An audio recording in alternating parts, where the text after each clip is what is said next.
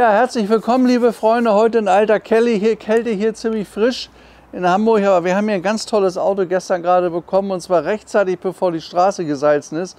Eben gerade geguckt, also fahren können wir nicht, es geht leider nicht. Wir hatten heute unter 0 Grad. Wir haben hier ein ganz tolles Auto. Das ist eigentlich das Erfolgsfahrzeug der deutschen Wirtschaftsgeschichte in den 50er Jahren. Das ist ein Mercedes 300S Cabriolet. Der ist 1951 vorgestellt worden und der ist gebaut worden bis 1958, also 7 Jahre. Zum Schluss dann als Einspritzer, aber es gibt nur ganz geringe Stückzahlen. Vom Cabrio sind 200 Autos gebaut worden. Das ist hier ein Cabrio, und der Wagen, wenn man genau guckt, der hat einen sehr, sehr interessanten, guten Zustand. Und jetzt erkläre ich euch auch mal warum. Also das geht mal damit los, dass er hier vorne einen festen Stern hat. So sind die nämlich damals ausgeliefert worden. Das ist ein Stück, die sind natürlich immer gestohlen worden. Das sind riesen Dinger, die kann man aufdrehen. Die kriegt man heute so gar nicht mehr. Normalerweise gab es dann hier so einen Wackelstern aus Sicherheitsgründen, aber das sind halt nicht die Originalen. Der ist echt. Auch am Kühler sieht man hier vorne an der Plakette, dass das die richtige ist. Das ist die Originalplakette, damit ist das Auto damals zur Welt gekommen. Ist übrigens ein deutsches Fahrzeug, kann man auch erkennen hier an den Bosch-Stempelchen hier vorne und an den deutschen Lampen. Es sind ja viele nach Amerika gegangen, weil da drüben die Leute einfach eine Menge Geld hatten. Damals zu der Zeit in Deutschland gab es nicht viele vermögende Leute. Und man sieht auch hier vorne, das sind die Nebellampen, die entsprechenden Bosch-Stempelchen drauf. Ja, in unser Auto ist eine Menge Geld gegangen, und ich sage euch ja mal, das größte Problem beim 300S ist die Karosserie, und zwar immer hier. Wenn das mal kaputt war, die haben hier vorne sehr viel Rostbefall gehabt von unten, da musste man das erneuern, und dann haben die Leute dieses Spaltmaß nicht mehr hinbekommen. Also wenn ihr euch ein 300S kauft, müsst ihr genau darauf gucken, dann könnt ihr sofort sehen, das ist ein gutes Auto oder kein gutes Auto. Beispiel, man sieht auch hier noch die Sikorit-Stempelchen von der Firma, die damals die Scheiben gebaut hat. Also wenn man sich den Wagen im Detail anguckt, dann kann man einfach sehen, dass der Wagen noch viele authentische, originale Details hat. Weshalb ich der Meinung bin, das ist ein gutes Auto. Gehandelt werden die zwischen 500 und 650.000 Euro, da liegt unser auch. In den Wagen ist sehr viel Geld gegangen. Da ist auch gerade jetzt erst der Motor gemacht worden. Der läuft auch erst rein. Eigentümer hat ihn uns gestern hier auf Achse hergefahren. Da ging das noch, heute ist Wetter ja vorbei. Was sehr schön ist, ist die Farbe dunkelblau mit blauem Dach. Finde ich sehr, sehr edel bei dem Auto. Und dann das helle beige Leder. Ich mache euch mal die Tür auf, wie das dann aussieht. Schaut mal hier rein. Es ist jetzt nicht ganz neu, das Leder, hat aber auch schon wieder Patina, aber das ist schon mal erneuert worden. Dann hat er dieses wunderschöne weiße Lenkrad hier mit Blinker links und Blinker rechts. Vorne rechts hat er die Lenkradschaltung, der wird ja geschaltet.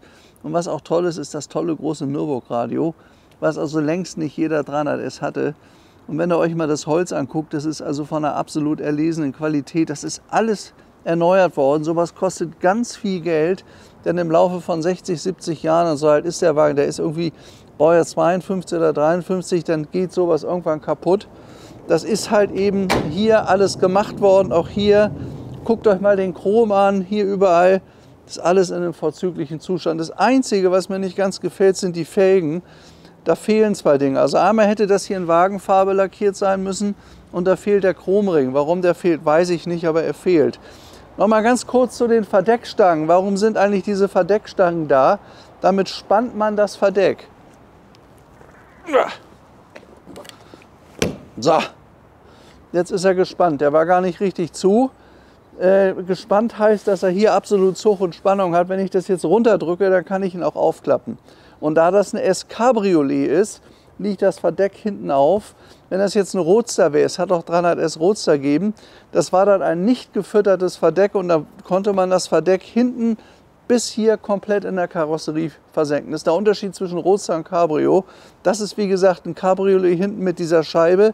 Der Roadster hatte ja auch damals eine Plastikscheibe. Ja, hier hinten markante 300S, das war einfach das Maß der Dinge damals.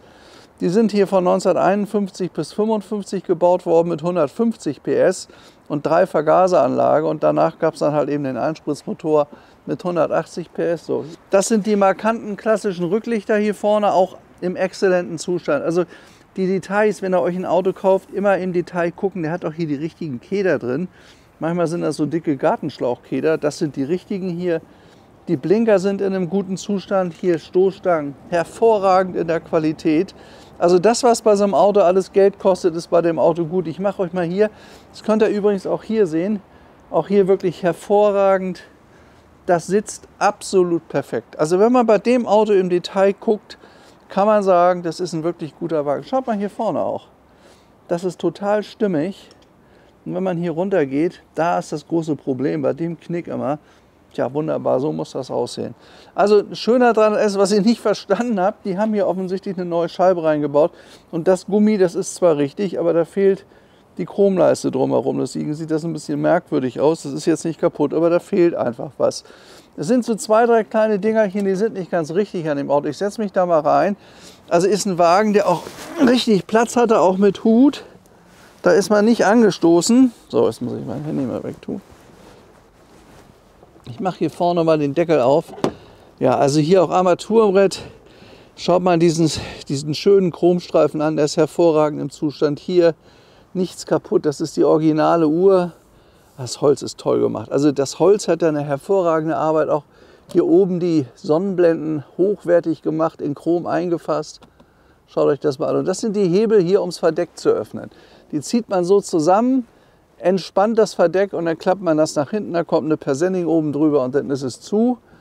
Oder hier auch der Spiegel, hervorragender Zustand. Das ist der originale Rückspiegel beim Mercedes 300S.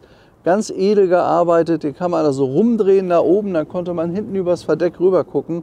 Ist auch in einem hervorragenden Zustand. Höchstgeschwindigkeit bei so einem Wagen ungefähr 160, 170, was eine ganze Menge war. Mit seiner 3-Vergaseranlage und 3-Liter-Motor und deswegen geht da der Tacho auch bis 200. Das könnt ihr hier vorne sehen. Das ist so ein Kombi-Instrument, auch das in einem wirklich guten Zustand. Also wenn man sich den Wagen anguckt, muss man sagen, Zustand ist sehr gut. Oder hier auch das Leder in den Türen. Schaut euch das mal an, das ist hier alles erlesenstes Leder. Ja, Zustand ist gut. Auch die richtige Lederstärke. Also so wie das hier gemacht ist, gehört es euch. Ich mache euch jetzt mal den Motor auf vorne.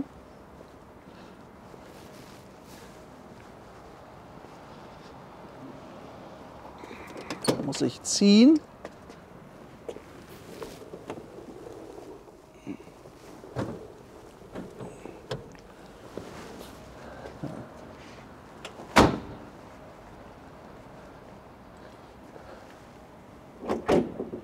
Da sind links und rechts die Arretierung und dann geht er hoch. Ja, das ist eine 300S Maschine. In dem Fall ist sie gerade komplett überarbeitet worden. Deswegen hier auch Ölzettelchen, alles ganz neu. Schaut euch das mal an. Da sind die 3 Vergaser. Man muss beim 300S immer gucken, dass es kein Adenauer-Motor ist. Das erkennt man aber in der Regel am Luftfilter oben. Der ist dann nämlich geteilt und zusammengeschweißt. Das ist eine 300S Maschine, die heute also weit über 50.000 € alleine kostet. Laufen tut er toll, das haben wir eben gerade gehört. Hier vorne die 3 Vergaser, das könnt ihr hier sehen. 150 PS hat das gebracht und eine Geschwindigkeit von fast 170 Stundenkilometer. Das war zu der Zeit ab 1951 eine ganze Menge. Man war da einfach vorne und ich sage mal, ein besseres Fahrzeug als so ein 300S, den konnte man damals einfach nicht haben. Kam ja kurz drauf dann der 300S Flügeltürer raus. Aber das war halt eben für die Herrschaften, das waren für Unternehmer, die große Fabriken hatten, die sich das wirklich leisten konnten. Weil der Generaldirektor hatte einen 300S. Übrigens, der Spiegel ist falsch da vorne, der sieht schrecklich aus. Wir haben einen richtigen liegen, das muss noch ummontiert werden. Also der richtige Spiegel sieht so aus der Zeit. Hier vorne könnt ihr es sehen. Schaut mal bitte hier. Das ist der richtige Spiegel, da drüben der falsche, und einen richtigen haben wir halt eben liegen. Ja, also was gemacht werden muss bei dem Auto hier vorne, fehlt einfach die Leiste an der Scheibe, warum weiß ich nicht.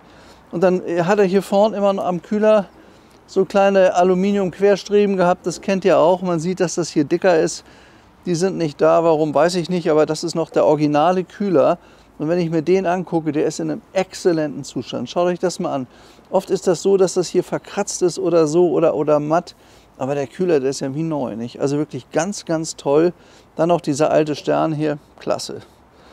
Ein Auto, wenn man genau guckt, das ist ja mal das Interessante bei Autos. Ihr müsst aber nur genau gucken. Und bei den meisten Autos, je länger man guckt, da werden die immer besser oder immer schlechter. Und ich erkenne meistens schon an 1, 2 Details, gutes Auto, da brauche ich gar nicht weiter gucken. Oder gute Autos, je mehr man drumherum geht und guckt, umso mehr schöne Details findet man. Und dann weiß man, das ist ein guter Wagen. Das hier ist so ein Auto. Ja, ich mache euch mal einen Motor an, dass ihr mal hört, wie eine 300S Maschine läuft.